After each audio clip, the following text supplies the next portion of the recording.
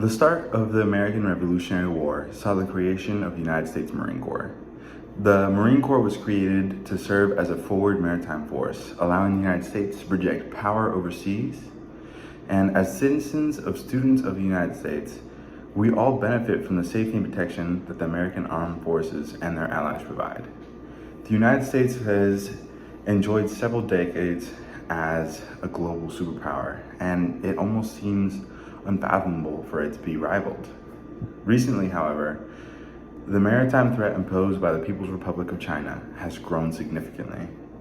As an American citizen, it's easy to be disconnected from the threat of the outside world. But it's important to understand how the country that protects my rights is evolving to face new challenges. So in order to help with that, today I'm going to inform you about the changes occurring in the Marine Corps during Force Design 2030. Force Design 2030 is the title of the plan to change the Marine Corps in order to meet the needs of the United States. To do this, I'll cover three areas: the adaptations of the Marine Corps took on during the war against terror and why a change is necessary, the reasons the change is occurring now, and what the change is going to look like. To begin with, I'd like to cover why the Marine Corps changed from its maritime organic tradition to a response in the war on terror.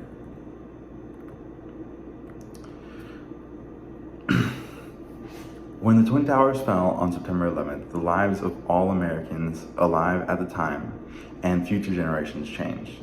The Marine Corps changed as well. Although previously, before the war on terror, it was usually a maritime force and worked hand in hand with the Navy, the Marine Corps answered the call and began to serve mostly on land. According to a historical chronology published by the Marine Corps Historical Division, after the war on terrorism started, the United States started to restructure and meet the threats of unconventional warfare. Marines were used and especially effective against this unconventional warfare. There was deployment of special Marine groups like Force Recon, and they served these special operation commands.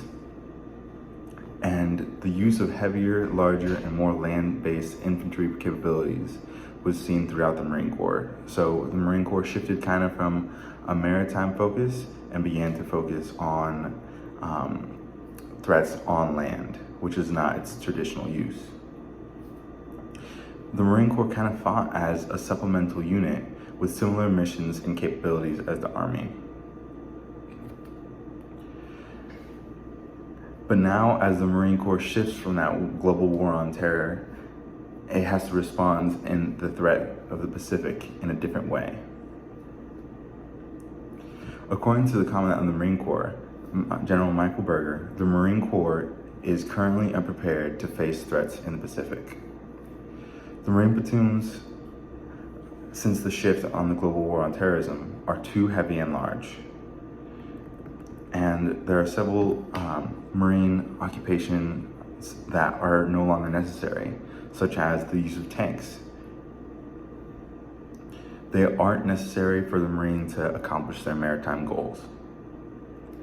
So part of the shift is to focus on technology and return to that maritime expertise. According to the Marine Force Design 2030 annual report, the objective of the Force Design is to be more versatile, capable, and nimble. In this, we're going to see smaller Marine infantry platoons, which are the Marines that do the actual, fighting. And forces and resources will be specialized to take locations, but not hold locations. That would be the objective of the Army instead of the Marine Corps. We're also going to see more technological advances and cyber security capabilities. Now, since the military branches of the United States are shifting in order to respond to the threats from abroad, it is important for the American public to be made aware of the severity of these threats. As previously mentioned, the growth of opposing political ideologies and military powers in the People's Republic of China has become a growing concern for the people in the United States. The military branches of the country are adjusting in order to respond proportionally. The Marine Corps is using Force Design 2030 in order to respond to these growing threats. The United States is often itself viewed as being heavy in foreign affairs and considered a leader in global security. As American students and American citizens, or students in the United States, we enjoy the safety that this nation provides and will continue to enjoy it as long as our military keeps adapting to the threats of the nation.